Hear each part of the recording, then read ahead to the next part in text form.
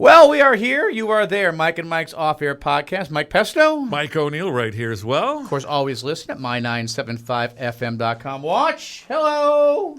On YouTube, our YouTube channel, always posting video there. Not only these, but also little things that we do during the day, during the week. Maybe some video from the King's Fair this weekend. Showing that we have loads of free time. Lies. All lies. Hey, before you get rolling into whatever you're going to spring on me, I saw your Facebook post.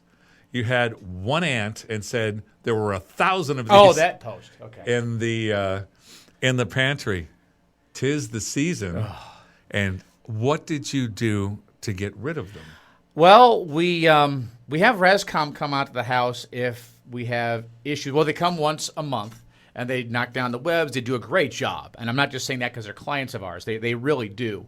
And also, if you have intermittent issues, they will come out as well. We had, I forget what they're called, the little teeny tiny moths. Oh, is that what that was? I thought they were ants. Well, this is previous. We had moths in our previous house, also in our pantry.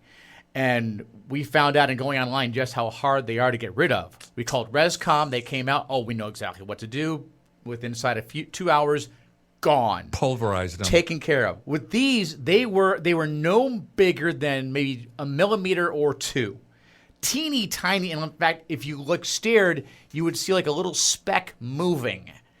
That was an ant. So when I zoomed in and you saw the picture, that was times 100 at least. Yeah, it looked like from the Ants movie from the late 50s. I should have had that sound. And there were thousands of them over where we had the baking goods, including the sugar. It's always that. I figured first step one, let's clean everything off that ledge because that was the only ledge they were on.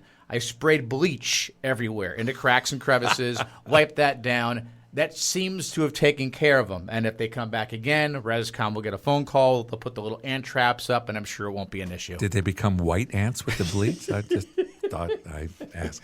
We've had them before, and we have a pest guy too. And we did what he said, and it required immense amounts of patience and my wife staying out of the kitchen because she couldn't hardly stand it. And why I say that, it's because we put these special baits in. Okay, bam, there's the ants. Oh, crap. So I said, no, don't touch them. Don't touch them. And I put a trap. We had 1, 2, 3, 4 shelves, with food or whatever. And I had a bait on either side of all sides of the 4 traps, and I didn't touch them. And within 15 minutes, all of the trails immediately went right to the traps. Okay. And turned around and then went back down and out however they came. Mm-hmm. And we didn't touch it. These guys were busy into only the traps, not our food, for probably hours, a couple of hours, and they finally were done and gone, and we never saw them again. Because what happened was they all went down in there, took this stuff down there, and killed the whole entire nest of ants. That's how they work. It works, but boy, my wife was not happy with the process. She looks in there. There's a trail. There's a trail. Hurry up already! There's a trail. It's like, it was as if they were crawling on her.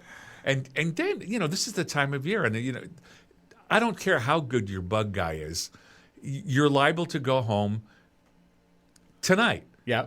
And go to your kitchen and find them coming up in your, on the back part of your counter just because somebody left a little bit of Kool-Aid or something. All it takes. Yeah, and I'm the master of blowing them back to the opposite of heaven they came from. And the trick is using anything that ends with thrin, permethrin, termethrin, anything that ends in thrin is basically made of flower petals, believe it or not. It's a contact kill. Oh, okay. It'll kill them dead right now, but it's not a residual. As soon as it dries, it's gone. Gotcha. And it doesn't really harm pets as soon as it dries. So fine to use in the pantry, obviously. Then. Yeah. Okay. And it was I'm the master of ant disaster. I was just curious what you did. That deserves a T-shirt. No. The master of ant disaster. I like that. I like that. Well, I don't know if you know this or not, but I was out of radio forever, permanently, I tell you, for about 3 months. And I worked for Terminex. I think you've mentioned that, yeah. I was actually licensed. Like crawling under structures, Oh, and I think you've told me a couple horror stories. Goodness, I'll never do that again. I'm too big for that job. 6 foot tall people aren't meant to be crawling under. Yeah, they homes. need to hire. Oh, that was me. Hold on, let me kill that. They hire jockeys, and then they go into the building when they're not riding horses. Yeah, we had neat little outfits on. Basically, you know what a car wash smock is, right? Basically, Yeah. I had that on, and then a baseball cap, but turned around. Oh, boy. Because when you're crawling and you have the hat on, basically, if they come down on you, rather than going your neck and down your shirt, bleep, right down the cap and right down your shirt and right off the ground. See, tricks of the trade. Yeah, I never got bit. Wasn't not scared to death of it, but anyway, I was just curious to know what you did. Yeah, so far that's working, but again, if they come back, we know exactly who to call. Yeah. So I talked about this on the air this morning. Every once in a while, like 3 to 4 times a week, I really miss having someone in the studio to bounce things off of when I was on K-Jug years ago and I had a morning show partner. So since I didn't have someone to talk about this morning with this, I want to run this by you. Do you consider competitive eating a sport? No. He shakes his head. No. I mean, and I like to eat probably as much as anybody you know. But I say no, not knowing what goes into it, to be fair. I don't know if, I know the one guy that I can't think of his name. The guy Joey Chestnut. who's been number one forever. Which I have some news on him, which is why I brought it up. I heard he couldn't, he's no longer, and I forget why, he's not going to participate anymore. Not by his choice. Now, apparently he signed a deal recently with Impossible Foods. Here's the thing. Impossible Foods makes the same type of foods that Nathan's does. And it's Nathan's famous 4th of July hot dog eating contest at Coney Island every 4th of July. Made of real meat. So Nathan's got wind of this contract that he had. It's like, ooh, see, there's a bit of a conflict of interest there. We really can't have you wearing T-shirts and doing ads for them and then coming to us and wanting to win whatever the grand prize is and the mustard belt and everything else. So they basically told him thanks, but no thanks. And they're from what I understand as we speak, they're trying to work out some deal that he can do something to get back in Nathan's good graces because he's won this thing 16 times. Yeah. He's the 8-time running champion. So it'd be a shame if he can't come back to defend the belt, but very realistically, he may not be a part of the sport competition this year. Again, if you consider that a sport. But again, I don't know what goes into it. I mean, I know what it takes to do a long run.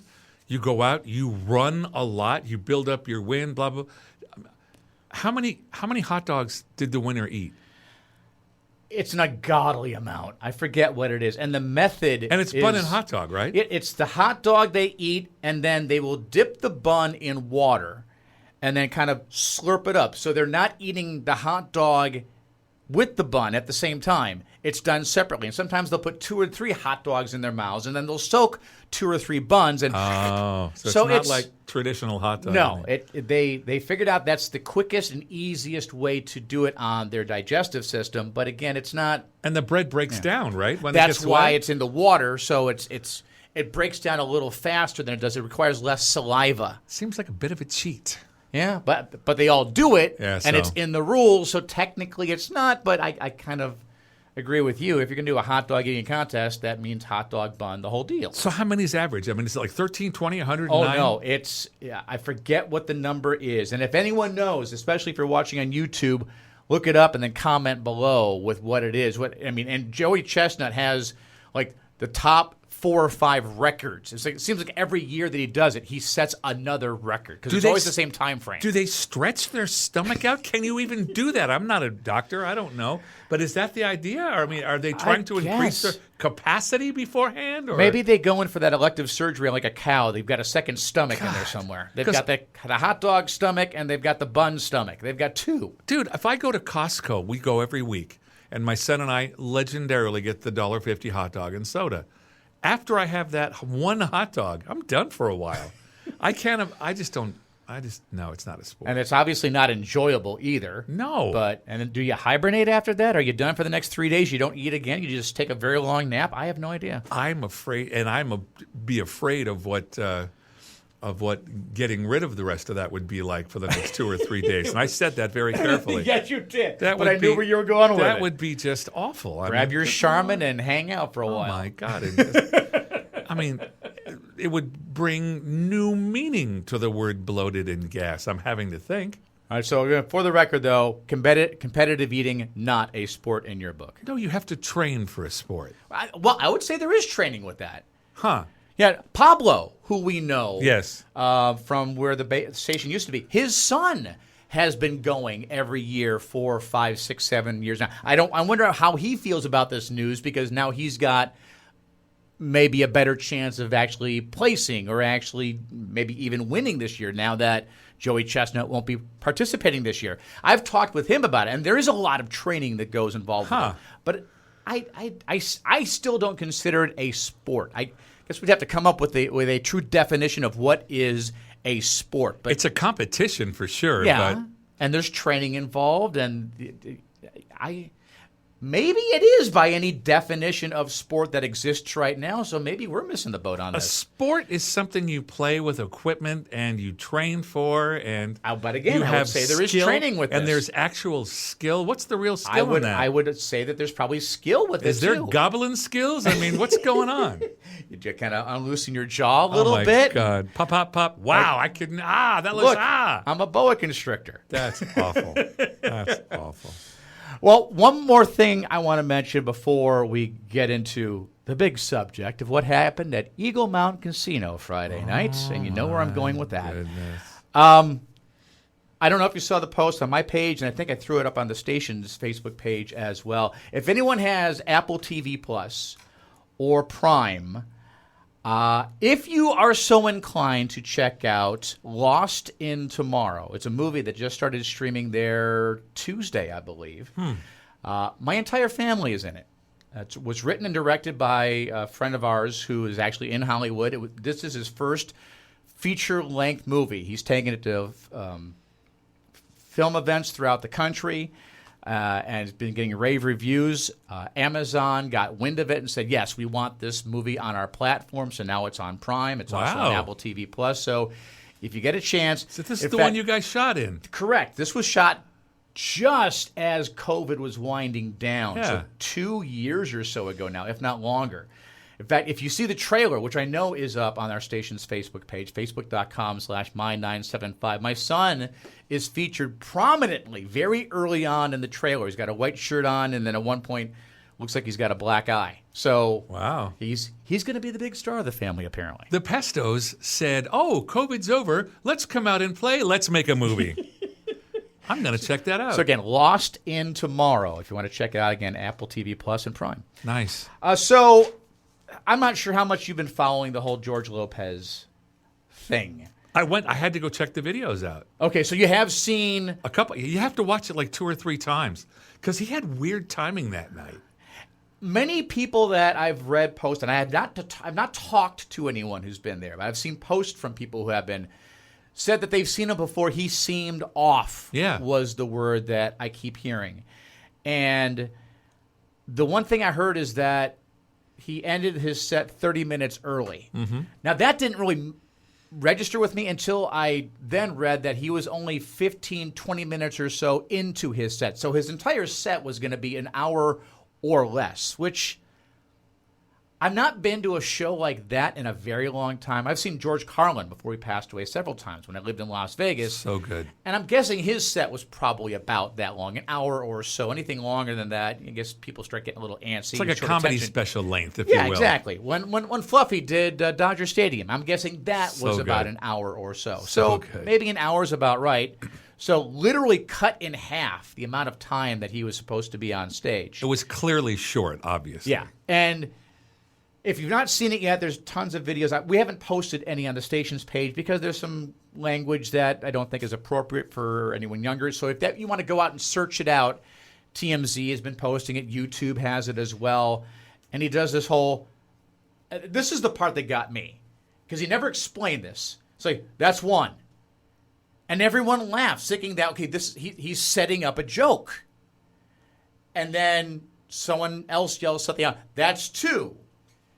And then he kind of explains a little bit about where this is going if the audience continues. And everything I heard was people yelling out things that are positive. Hey, you want a drink? It's just they were kind of settling into the show yet. They weren't calling him names. They No. weren't telling him that joke sucks. They weren't saying that it wasn't classic heckling is what you're getting at. Correct. I would not even call them hecklers. It was just those really enjoying the show. Maybe Woo! they had a few. And just Awesome! and you'll hear that at almost every comedy show. And then he got to 3, and he just kind of tapped his chest and walked off stage, and everyone was like, is this part of his shtick? Is it a bit? Is it? And then the house lights come on. I guess we're supposed to go home now. What I said to my wife was, I'll take butt hurt for $300, Alex.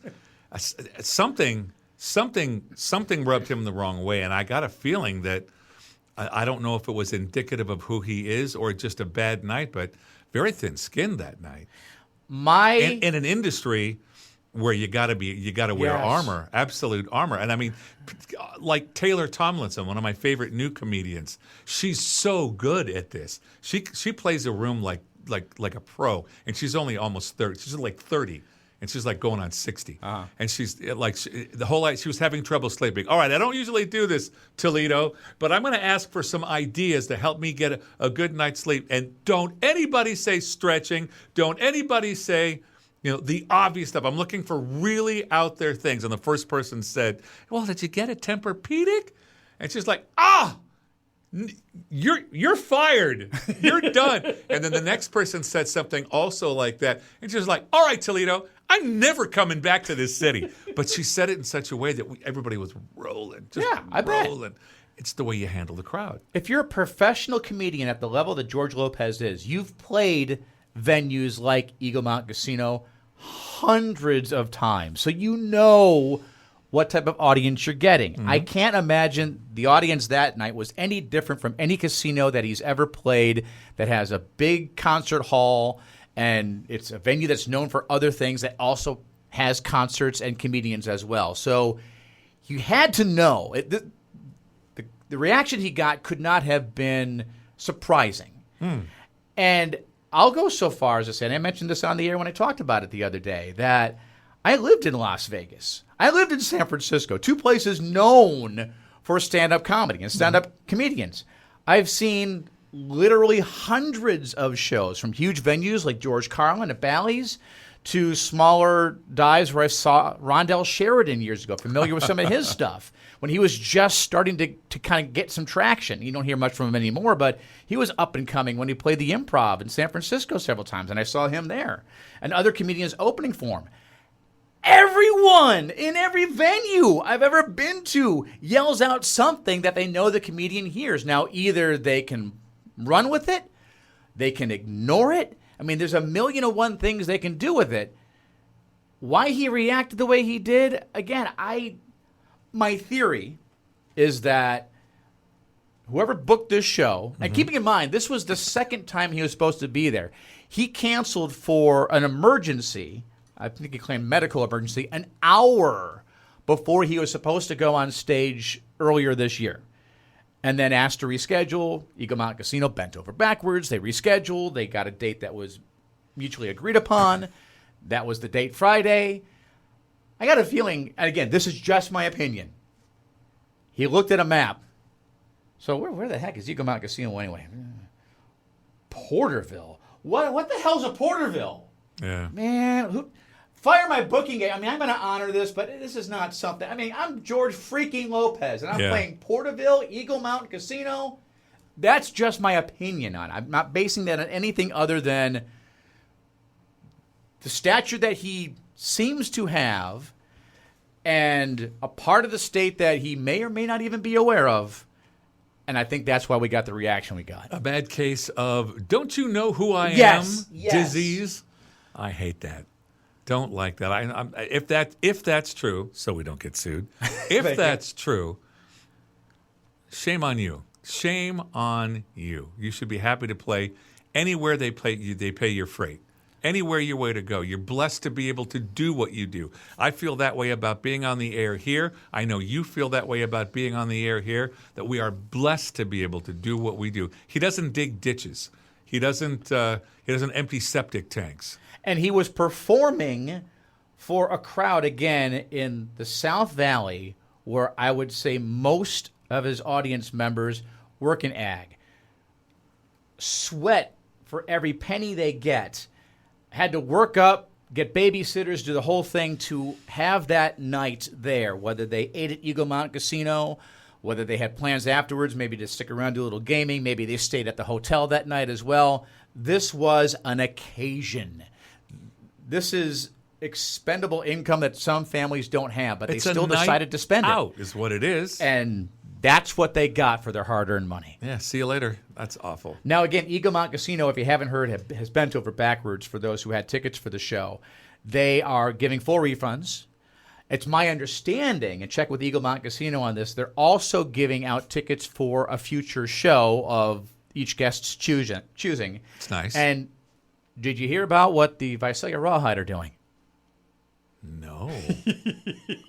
I love minor league baseball. The Rawhide, what are they doing? They are doing Angry Comedian Night. Oh, Lord. I believe, check their Facebook page, I believe it's June 18th. If you have a ticket to that show, show up at the box office that night. For every ticket they see, they will give you a free ticket to that game. I got to call Joe. I love that. That is, whoever crazy. brainstormed that, it's one of the things I love about minor league baseball is the promotions that they come up with. And the whole thing is, and on their Facebook page, they even explain, hey, we've got other businesses back here in the South Valley. You do that business wrong, we're coming after you as well, which is why they came up with Angry Comedian Night. I think it's funny. The same lovely baseball park that had the MMA fights. Yeah. And, I mean, they make use of that facility. That's great. Yeah, I'm going to have to check that out. I would think George Lopez will show up. Are they? No. Are they all local comedians? Or are they? No. do we have This some is a stars? baseball game. It's a baseball game. So it's for that day's baseball game. Oh, I got it. So you get a free ticket to the baseball game. Angry Comedian Night. I'm sorry, a little slow over here. Yeah. All right, that's great. So yeah, and they cover their own Urses very well in the little ad that they've been doing on their website as well. They never mention George Lopez by name. I mean, why at this point? He doesn't deserve the talk at this point. But it's very obvious that they're talking about if you have tickets for that show, come out, show the ticket, you'll get a ticket for that night's game. Crazy. Well, take me out to the ball game.